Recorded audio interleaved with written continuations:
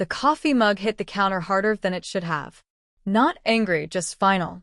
Like a judge's gavel closing a case nobody knew was being tried. I looked up from my phone, still scrolling through the grocery list I'd been making. Dean stood across from me in our kitchen. The kitchen we'd remodeled 3 years ago. The one where I'd spent hours picking out every single tile, every cabinet handle. His face was blank. Empty. Like he'd already left even though his body was still standing there. It's over, Ruth.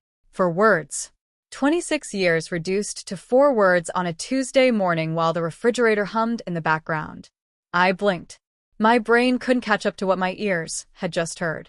What? He sighed, like I was making this harder than it needed to be. I'm with Kira now. Kira. The marketing consultant. 29 years old with shiny hair and designer heels. The one who laughed too loud at Dean's jokes during company meetings. The one I'd noticed, but told myself not to worry about because I'd been married long enough to know you can't fight every shadow. Except this wasn't a shadow anymore. My hands started shaking, but I kept them in my lap where he couldn't see. I wouldn't give him that. Not the tears, not the screaming, not the begging.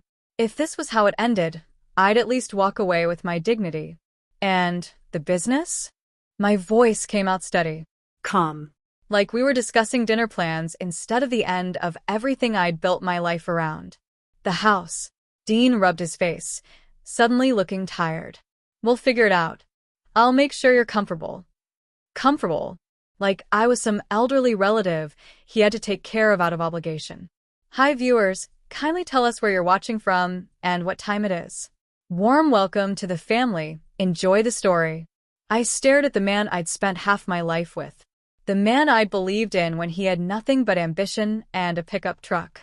The man I'd worked beside, building Pierce Restoration from the ground up while he chased contracts and I handled everything else. The books, the clients, the late nights when money was tight and dreams were all we had. Now he stood there in his expensive watch and cologne I didn't recognize, telling me he'd make sure I was comfortable. When? I asked. When what? When did it start?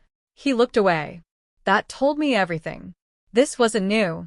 This wasn't some midlife crisis that happened overnight. This had been going on long enough for him to stop feeling guilty about it. Does it matter? He finally said.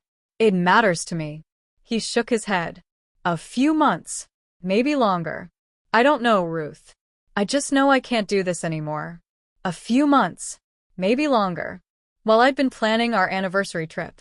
While I'd been defending him to friends who said he seemed distant.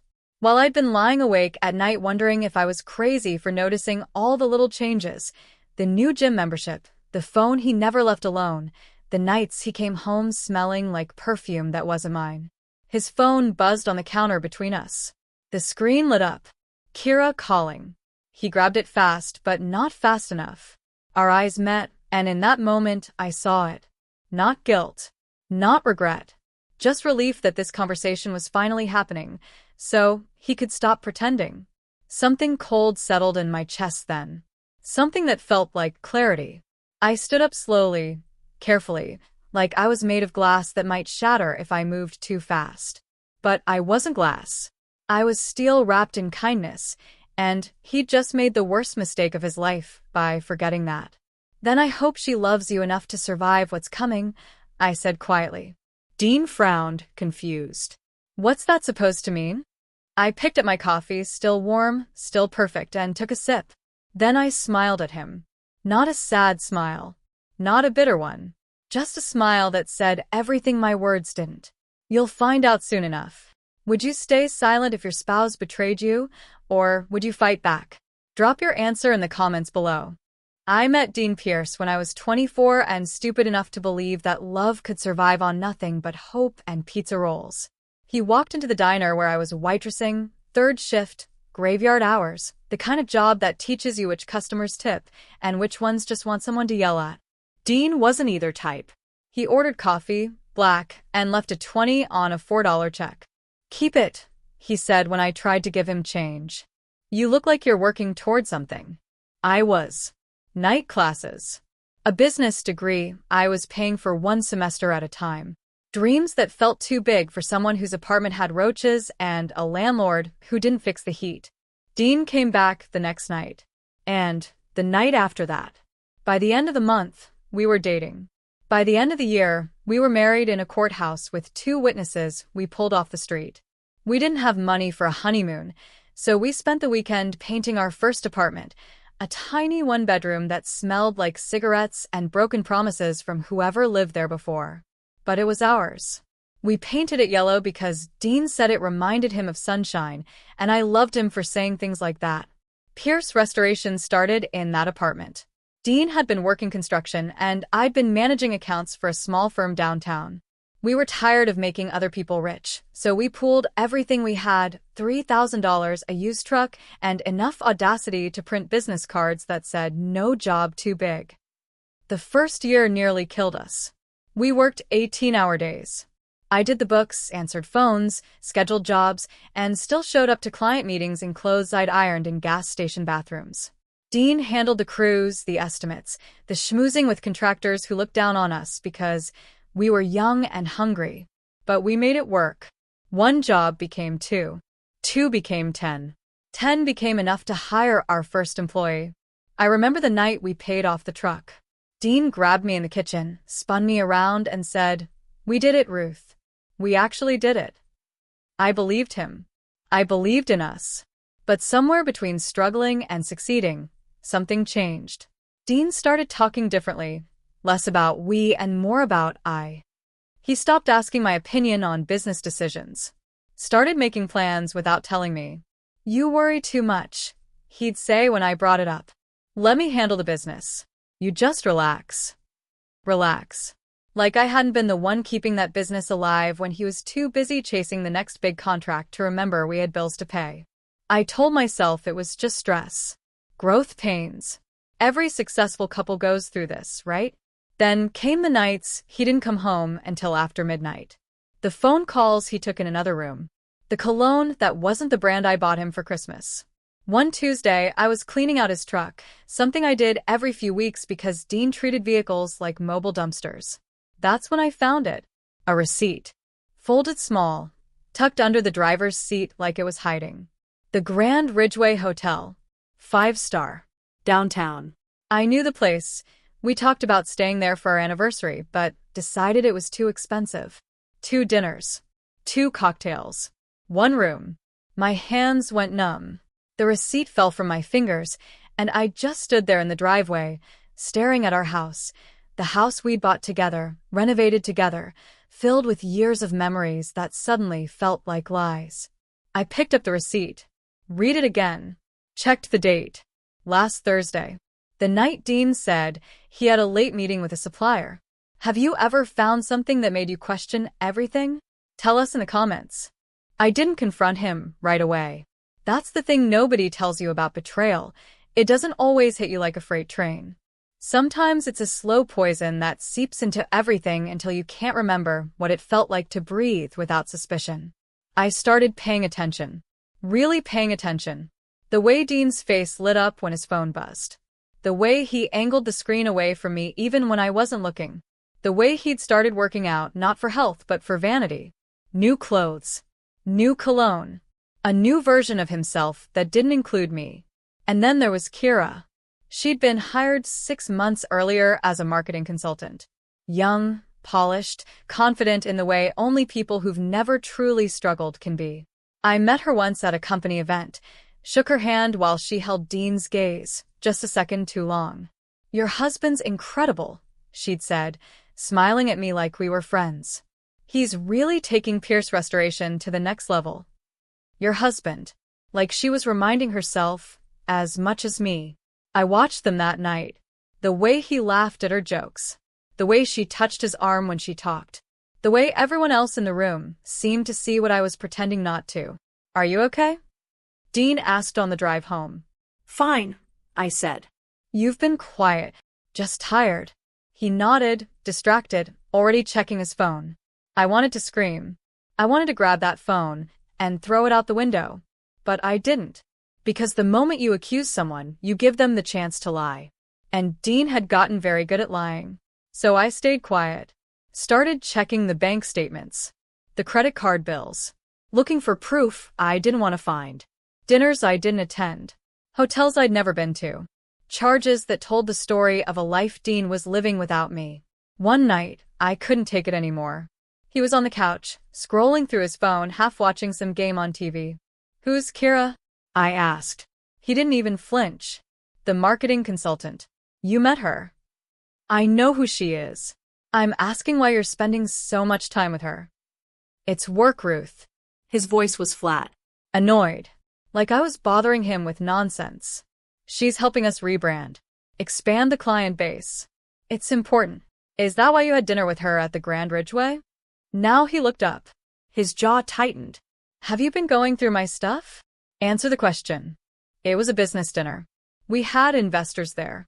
"You're being paranoid." "Paranoid." That word landed like a slap. "I found the receipt, Dean. 2 dinners. 1 room." He stood up, pacing now, running his hand through his hair. "Jesus, Ruth. It wasn't like that. She needed a place to stay because her flight got canceled. I got her a room. That's it." "On our credit card?" "It's the company card. It's a business expense." "And the cologne? The late nights? The way you can't even look at me anymore? You're imagining things." He grabbed his keys off the table. "I need some air." "Dean." I said I need some air. The door slammed. The house went silent. I sat there in the living room we'd furnished together, surrounded by the life we'd built, and realized I was completely alone. 2 weeks later, he told me he was moving out. For space. To clear his head. To figure things out. But I already knew what he was figuring out. He was figuring out how to leave me without looking like the bad guy. When someone you love makes you question your own reality, what do? Share your story below. The silence after Dean left was the loudest thing I'd ever heard. I sat in our kitchen, my kitchen now, I guess, staring at the same counter where he'd ended 26 years like it was nothing. The coffee maker beeped. The fridge hummed.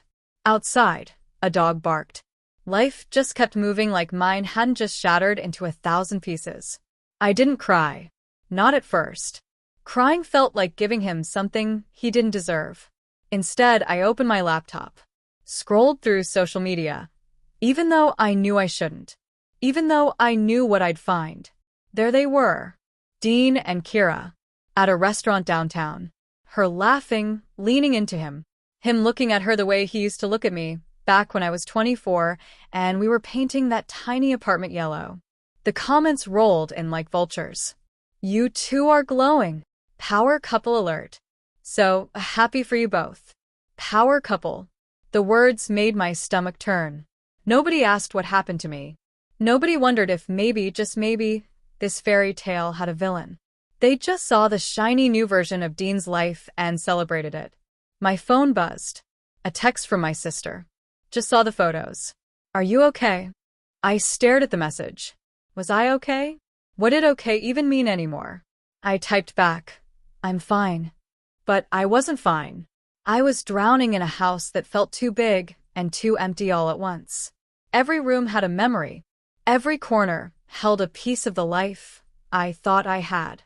Friends started calling. The kind of calls where they don't know what to say, so they just fill the silence with platitudes. "You're strong, Ruth. You'll get through this. Everything happens for a reason." Maybe this is a blessing in disguise. A blessing. Right. Because losing half your life to someone who decided you weren't worth keeping is such a gift. I stopped answering the phone. Stopped checking social media. Stopped pretending I was handling this with grace. For 3 days, I didn't leave the house. Didn't shower. Barely ate. Just sat there wondering how I'd gotten here. Wondering what I'd done wrong. Wondering if I'd been blind, or if he'd just been that good at hiding. On the 4th day, I found myself standing in front of the bathroom mirror. Hair mess. Eyes hollow. A stranger staring back at me. And then I heard my mother's voice. She'd been gone 10 years. But some lessons stick with you forever. Don't cry where your enemy can see you, Ruthlyn. Tears are for private. Strength is for public. I splashed water on my face. Took a breath. And made a decision. If Dean thought I was going to collapse and disappear quietly, he didn't know me at all. I grabbed a box from the garage, started cleaning out the office we'd shared. Old contracts. Tax returns. Business files Dean had left behind because he was too busy playing house with Kira to care about details. That's when I saw it. A folder labeled Pierce Innovations, LLC. I didn't recognize the name. We didn't have a subsidiary called that. I opened it. Inside were property deeds, transfer documents, bank statements for accounts I'd never seen before. And every single one of them had Dean's signature. My hands started shaking, but this time it wasn't from heartbreak. It was from rage. What would you do if you discovered your partner was hiding assets? Let us know below. The lawyer's office smelled like old books and leather, the kind of place that made you feel like justice actually existed if you could afford it. I'd called 3 firms before I found Miriam Clay. The others had been polite, but dismissive. Divorce is complicated, Mrs. Pierce. Emotions run high. Maybe take some time to think about what you really want. What I really wanted was someone who'd stop treating me like a grieving widow and start treating me like a woman who'd been robbed. Miriam was different. She was 50-something with steel gray hair and eyes that looked like they'd seen every dirty trick in the book and invented a few of their own. She didn't offer me tissues or sympathy. She offered me a chair and a bottle of water. Tell me everything, she said. And I mean everything. So I did. The receipts. The late nights. Kira. The way Dean had moved money around like I was too stupid to notice. The shell company I'd found tucked away in files he thought I'd never look at. Miriam listened without interrupting. Took notes in handwriting, so precise it looked like calligraphy. When I finished, she sat back and studied me. How much do you want to hurt him? She asked. The question caught me off guard. I don't want to hurt him. I want what's fair. She smiled. It wasn't warm. Mrs. Pierce, fair doesn't exist in divorce. There's winning and losing. Which one do you want? I thought about Dean's face when he told me it was over. The way he'd said Kira's name like she was a prize he'd won. The way he'd promised to keep me comfortable like I was a pet he was rehoming. I want to win, I said. Good. Miriam opened the folder I'd brought. Started flipping through documents, her eyes scanning faster than seemed humanly possible. This is very good. Your husband's been moving assets for at least 3 years. Properties under false company names. Offshore accounts. He's been planning his exit for a while. The words hit like a punch. 3 years. While I was planning anniversaries and defending him to friends, he'd been building an escape hatch. Can we stop him? I asked. Stop him? Mrs. Pierce, we're going to dismantle him. She pulled out a legal pad, started making lists. Here's what's going to happen.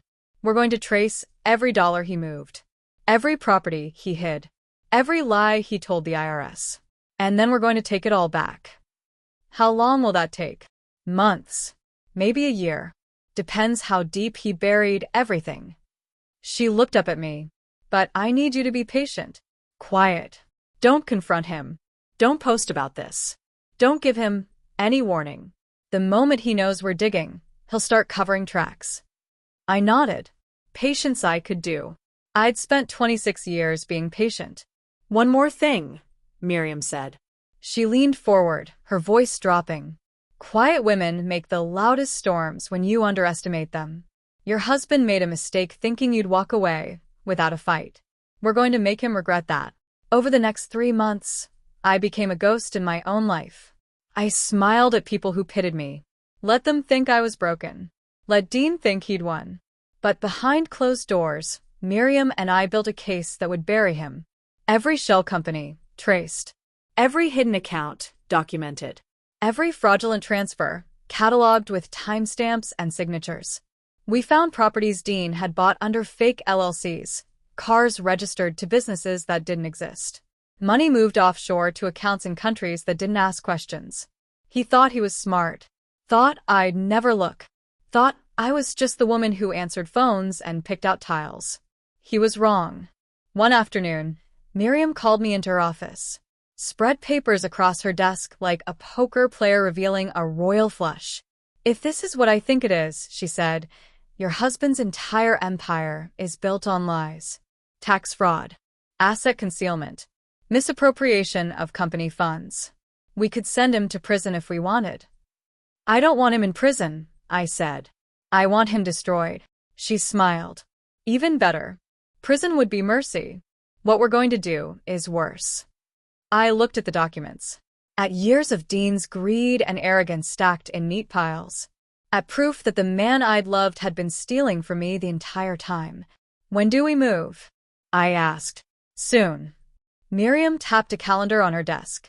Does the date June 12th mean anything to you? I frowned. Thought about it.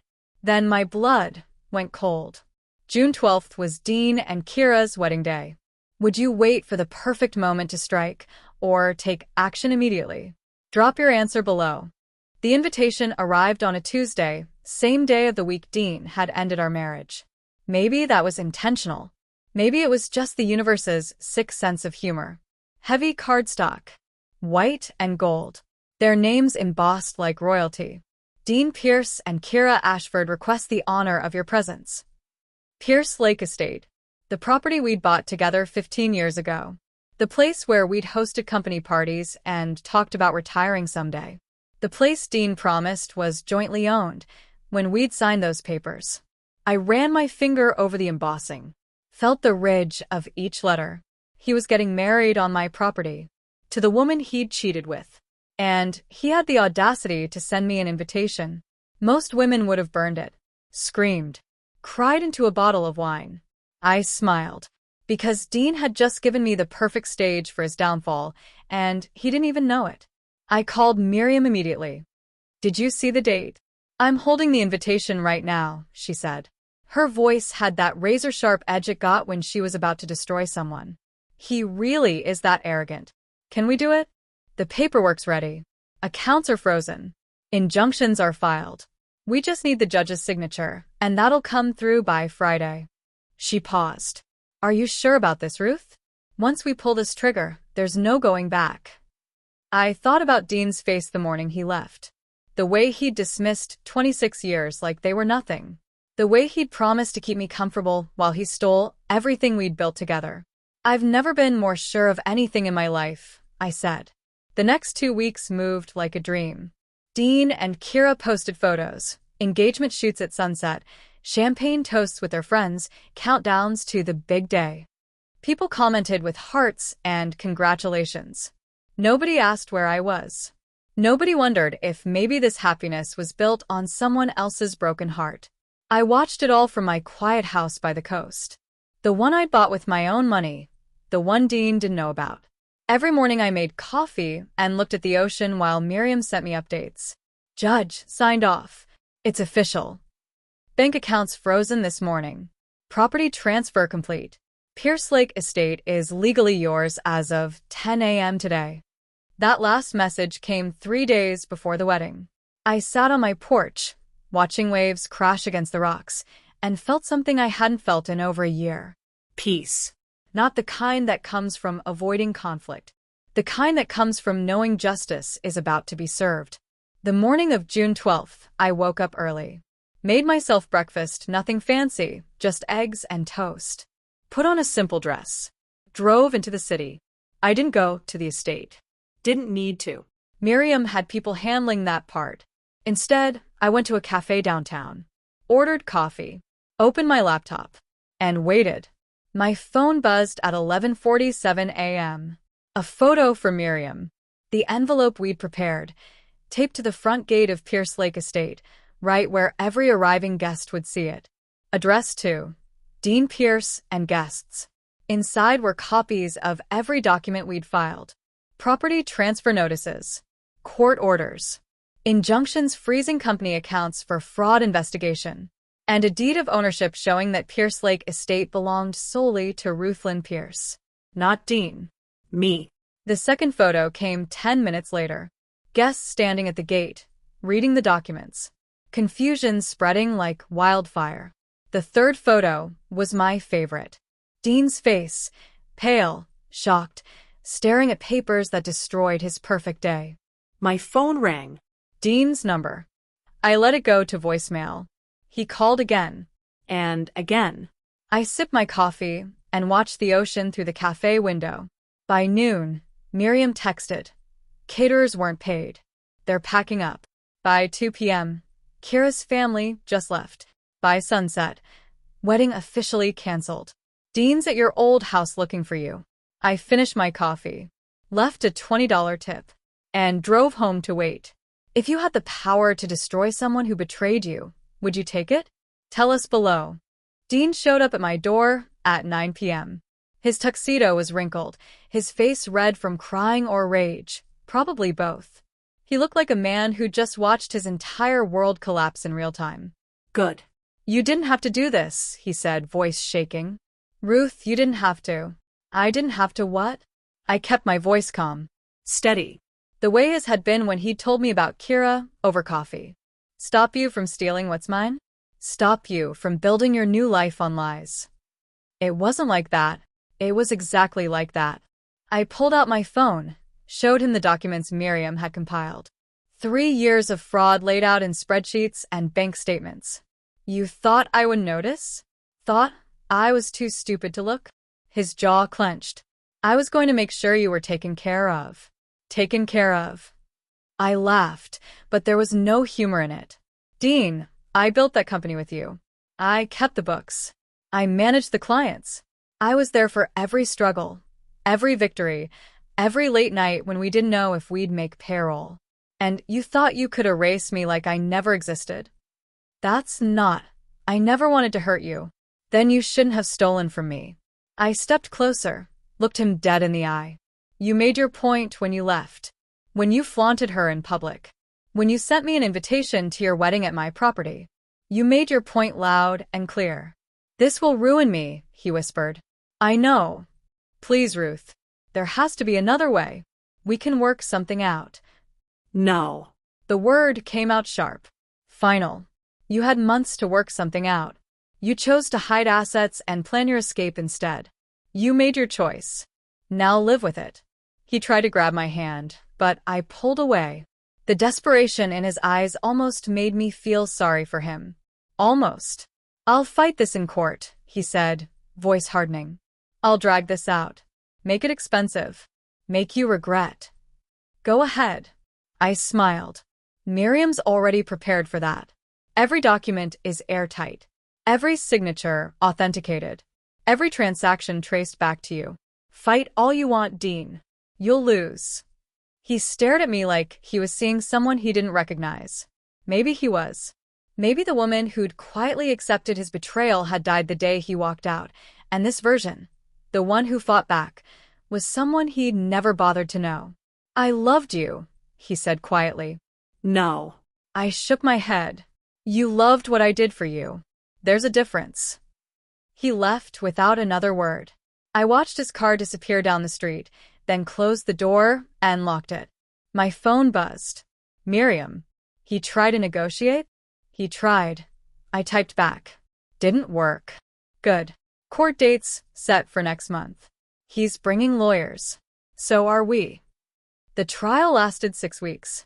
Dean's team tried everything, claimed I'd forged documents, said I was acting out of spite, painted me as a bitter ex-wife with an axe to grind. But numbers don't lie. And Miriam had numbers that told a story Dean couldn't spin. By week 4, his lawyers started suggesting settlement. By week 5, they were begging. The judge ruled in my favor on everything. Pierce Restoration's assets were divided, with me receiving the majority share since I could prove I'd built it. The hidden properties? Mine. The offshore accounts? Frozen and redistributed. Dean left the courtroom, looking like a ghost. Kira didn't even show up for the final hearing. Smart woman. She'd already moved on to someone with money. Would you have mercy on someone who showed you none? Let us know in the comments. 3 months after the trial ended, I sat in a lawyer's office, signing the final papers. Not Miriam's office. This was different. This was the sale of Pierce Restoration to a competitor who'd been trying to buy us out for years. The price? More money than Dean and I had made in our entire marriage combined. Are you sure about this? The buyer asked. You built this company. It's your legacy. I looked at the contract. At the name that would no longer be mine. At the business Dean and I had created from nothing. It stopped being my legacy the moment he tried to steal it, I said. Then I signed. The money hit my account the next day. Enough to retire a dozen times over. Enough to never worry about anything again. But that wasn't a reward. The reward was knowing Dean had lost everything trying to cut me out, and I'd walked away whole. I bought a house in a quiet coastal town. Nothing flashy, just a cottage with a view of the ocean and enough space for a garden.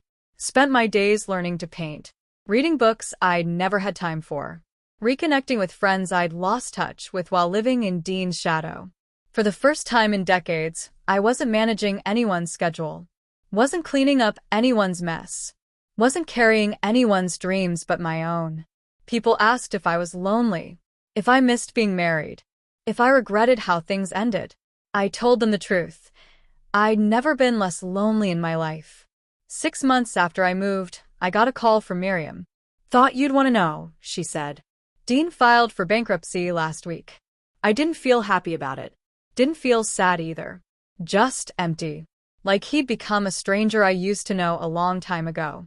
What about Kira? I asked. Left him for a real estate developer. Richer. Younger. History repeating itself. I almost laughed. Almost. Good for her, I said. And I meant it. Because the thing about karma isn't that it punishes people. It's that it shows them exactly who they are when everything else is stripped away. Dean had built his entire identity on wealth and power. Without it, he was nothing. I'd built mine on resilience. And that couldn't be taken away. I hung up with Miriam and walked out to my garden. The tomatoes were coming in. The roses I'd planted last spring were blooming. Everything I touched was growing into something beautiful. That night, I opened a letter from my lawyer, not Miriam this time, but the one handling my charity foundation.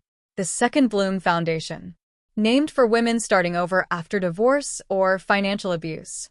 The sale of Pierce Lake Estate had gone through.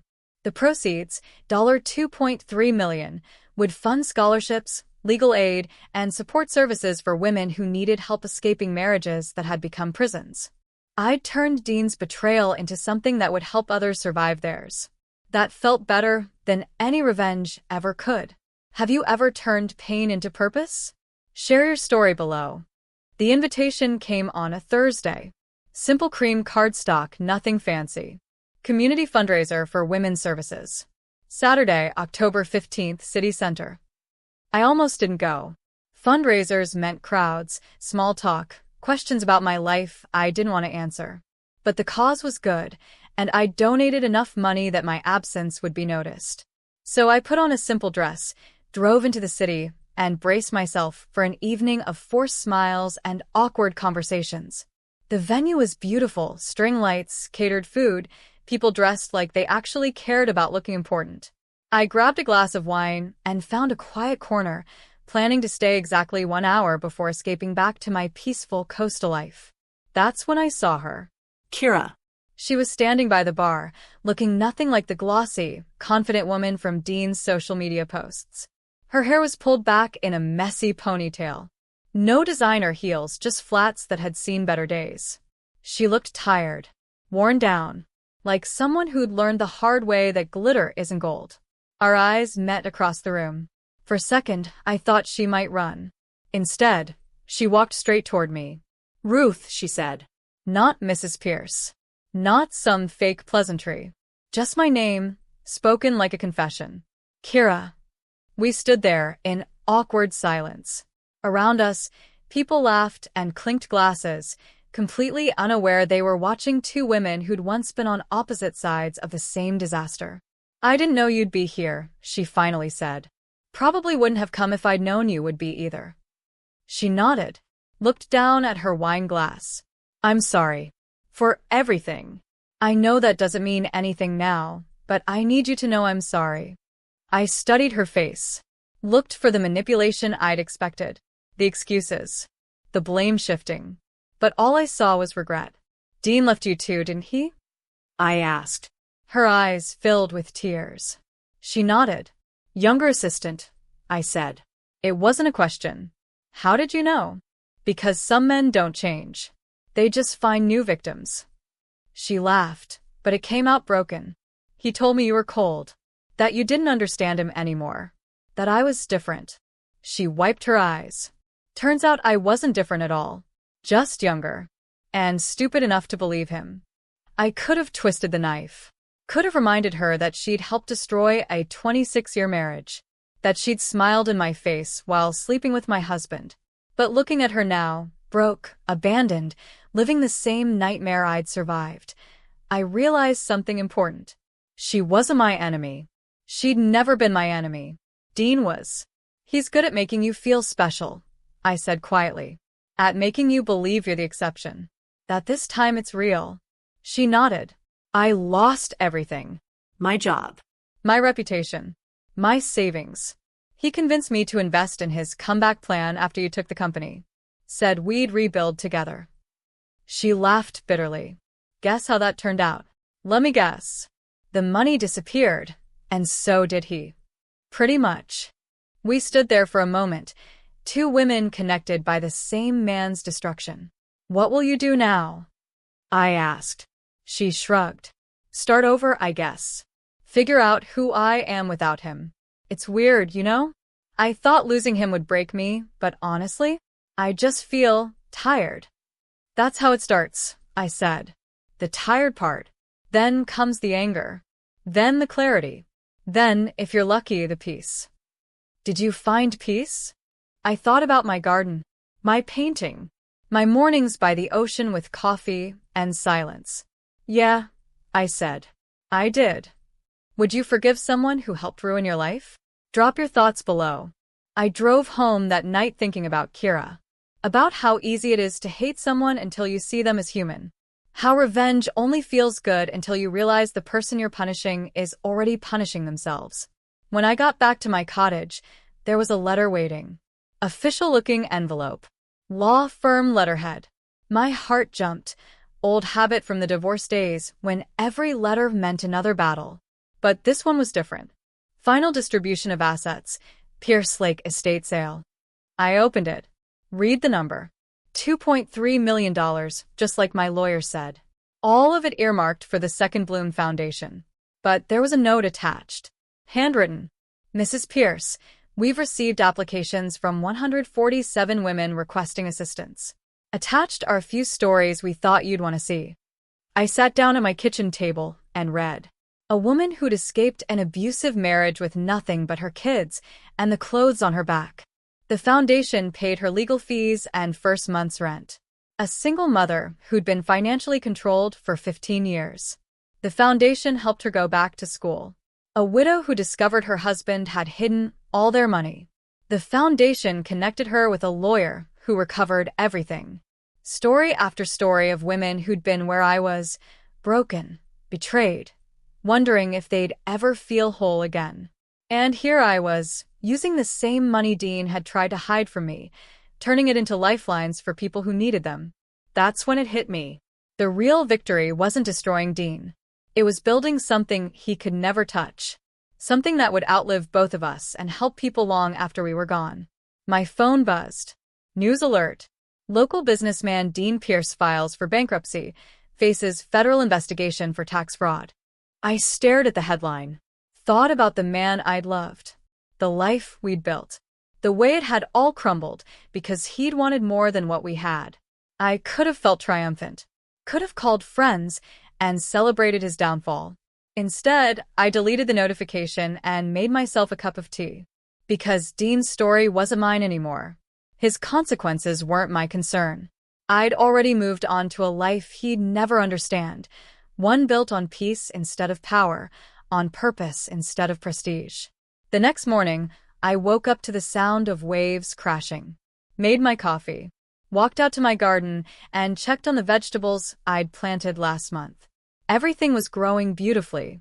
My phone rang. Miriam. Saw the news about Dean, she said. Thought you'd want to know the feds are going after him for the offshore accounts. Could be looking at serious prison time. I hope he gets a good lawyer, I said. Miriam laughed. You're a better person than me, Ruth. No, I said, looking out at the ocean. I'm just tired of carrying anger that doesn't serve me anymore. We hung up, and I went back to my garden. Pulled some weeds. Watered the roses. Lost myself in the simple work of making things grow. That's what freedom looks like. Not revenge. Not destruction. Just the quiet certainty that you don't need to prove anything to anyone anymore. Dean lost a wife who believed in him. I found the woman I was always meant to be. And honestly, that's the best ending I could have asked for. What's your definition of true freedom? Share your thoughts below. If this story inspired you, hit that subscribe button and turn on notifications so you don't miss our next story. Drop a comment about your own journey. Your words might be exactly what someone else needs to hear today. Thank you for being part of this family. Until next time, remember, quiet strength always wins in the end.